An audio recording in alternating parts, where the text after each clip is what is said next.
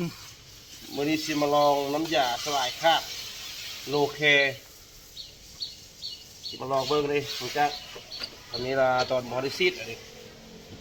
ตอนมอดิซิต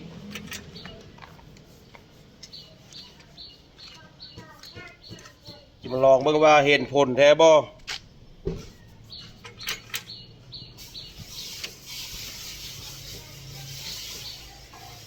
ว่าจะเอาซีดละมาไว้20 วิบ่30 วินาทีเด้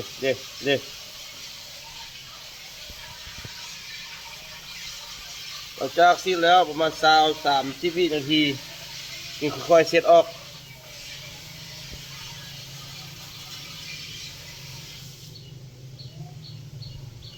ถ้าว่าบอนใดมีขี้เมียงเขาหลายกะเช็ดที่เอาหลายมาไว้เอาเหิงนี่จากซีดแล้วมาไว้20 หรือ30 วิ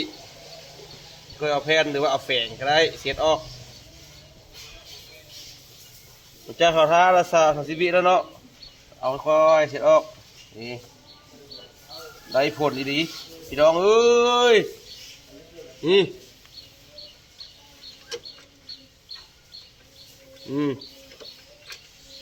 ไม่เอี่ยมนี่บ่ได้โฆษณาเลยจากตัวจริงอันนี้บ่ได้รีวิวอะไรซื้อมาใช้เองว่าเห็นผลแต่บ่